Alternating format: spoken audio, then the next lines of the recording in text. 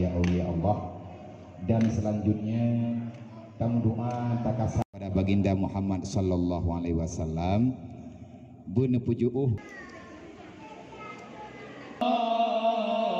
Syederalun ratusan anak yatim di Kecamatan Jenip, Birun mendapatkan santunan menjelang bulan suci Ramadan. Penyerahan santunan berlangsung di Dayah Rauhul Mudi Al-Aziziyah Jenip yang dirangkai dengan kegiatan zikir dan doa bersama. Tengku Muhammad Yusuf Nasir atau Abia Jenip menyebut ada 414 anak yatim dari 43 kampung di Kecamatan Jenip yang mendapatkan santunan.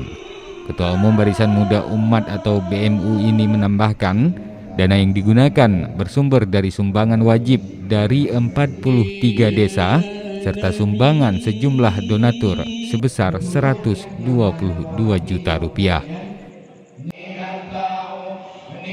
Kegiatan ini Syederalun merupakan agenda rutin yang dilangsungkan 3 kali setahun, yakni menjelang bulan Ramadan, Idul Fitri dan Idul Adha.